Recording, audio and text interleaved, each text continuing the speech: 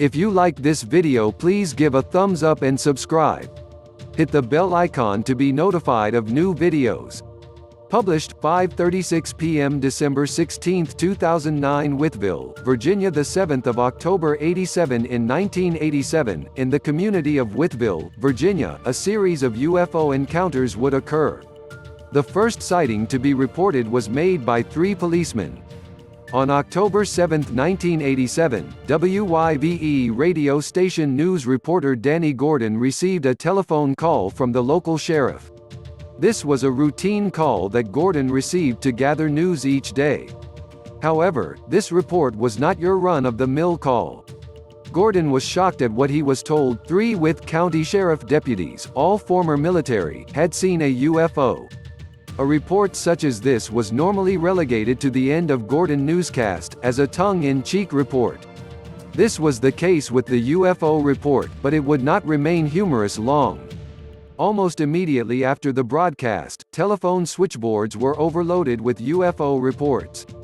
Obviously, the 3 deputies were not the only witnesses to UFOs. On October 19, Gordon set up a call-in show for the UFO reports. Though the reports came in, Gordon felt that there must be a reasonable explanation. He made numerous calls to the military but was assured that nothing from the military would explain the reports. On October 21, Gordon, along with his friend Roger Hall, a commercial pilot, took a drive to the southern part of Wythe County, where most of the UFO reports had originated. They were armed with both still and video cameras. For about 2 hours they searched the skies for something unusual but saw nothing. Their luck would change on their drive home.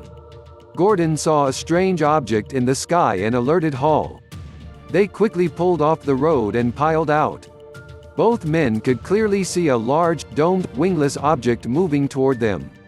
The right side of the UFO was illuminated with various colored lights. Hall reported that the object was the size of 2 footballs in length. He could see 3 windows on the craft, light from the inside. Also, he was shocked to see a red ball moving toward what he felt was a mother ship. Soon, the larger ship slowly moved into a cloud bank, with the red ball joining it. Both men thought the other was taking photos or video of the object. They were both so taken by what they were seeing, neither man had grabbed a camera.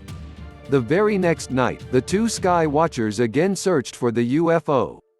They were rewarded this time with photographs. Although the photos were not yet developed, a press conference was called for the following day.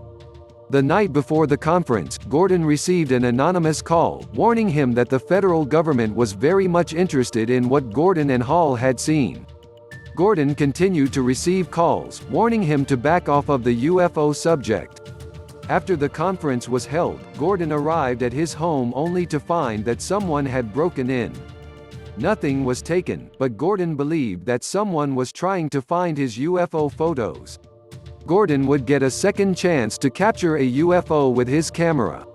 6 weeks after the conference, he, along with his wife and daughter, was leaving a local mall after doing some shopping. Suddenly, they heard a roar of voices coming from a Wythe school bus which was sitting in the parking lot. The reason for the students' excitement was soon discovered. Hovering in plain sight was a large group of 4 unknown lights.